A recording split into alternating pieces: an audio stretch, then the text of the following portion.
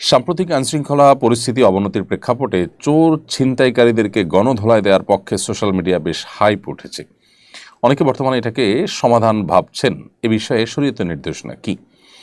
দেখুন, দুর্ভাগ্যজনক বাস্তবতা যে আমাদের দেশে আইনশৃঙ্খলা পরিস্থিতি কিছুটা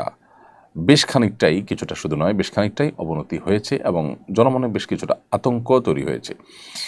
এর কিছু তো বাস্তব ঘটনা যেমন আছে, আবার কিছুটা আতঙ্ক সৃষ্টি করার একটা অপপ্রয়াসও আছে, সেটিও কিন্তু বোঝা যায়।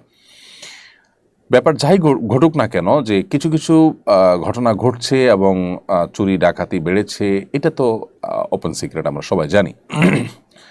তো এই পরিস্থিতিতে থামাবার উপায়টা কি? দেখুন, যারা বলছেন যে চোর ছিনতাইকারী ধরেই গণধোলাই দিতে হবে, তাদের সাথে আমি বিনয়ের সাথে ভিন্নমত পোষণ করছি। সন্দেহাতীতভাবে চুরি ছিনতাইতে যারা লিপ্ত, তাদেরকে ধরবার জন্য এলাকায় এলাকায় বিভিন্ন টিম করে করে মানুষ পাহারাদারি করা উচিত এবং ধরার সাথে সাথে তাদেরকে আইনশৃঙ্খলা রক্ষাকারী বাহিনীর হাতে সোপর্দ করা উচিত। খুবই যৌক্তিক একটা প্রশ্ন উঠে আসবে এখন, যে আইনশৃঙ্খলা রক্ষাকারী বাহিনীর হাতে ছেড়ে দিলে তারা আবার ছেড়ে দিবে।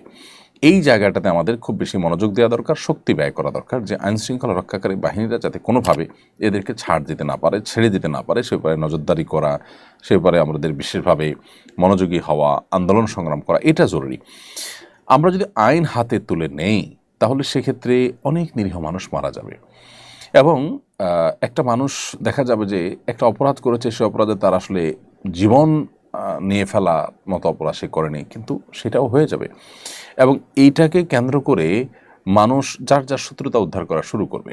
ইতিপূর্বে যখন এরকম ঘটনা ঘটেছে, আইন হাতে নেওয়ার যদি কোনো সুফল আপনি দেখেনও, তার কুফল কিন্তু অনেক বেশি। বিধায় একটা সমাজে গৃহযুদ্ধ অথবা একটা সমাজে অস্থিতিশীল একটা পরিস্থিতি এটা তৈরি হোক, এটা যদি আমরা না চাই, তাহলে সেক্ষেত্রে আইন হাতে তুলে নেওয়ার পক্ষে আমরা অনুগ্রহ করে কোনো ক্যাম্পেইন করব না, বরং আইন হাতে তুলে নেওয়ার জন্য যে শক্তিটা আমরা ক্ষয় করব, ওই শক্তি প্রয়োজনে আইন শৃঙ্খলা কেন বাস্তবায়ন করা হচ্ছে না, সরকারের বিরুদ্ধে আমরা আওয়াজ তুলতে পারি, চাপ সৃষ্টি করতে পারি এবং নিজেরা আমরা পাহারাদারি করতে পারি। দেশের জনগণ বিভিন্ন প্রান্তে প্রান্তে এলাকা এলাকায় যদি নিজেরা দায়িত্বশীল ভূমিকা পালন করেন, তাহলে সেক্ষেত্রে এটা কিছুটা হলেও কমিয়ে আনা সম্ভব। আল্লাহ তাআলা আমাদেরকে নিরাপদ একটি আবাসভূমি দান করুন, আমাদের প্রিয় স্বদেশকে সকল অশান্তি, সকল অপরাধ কর্ম, সকল অস্থিতিশীলতা, এগুলো থেকে আল্লাহ তাআলা হেফাজতে রাখুন।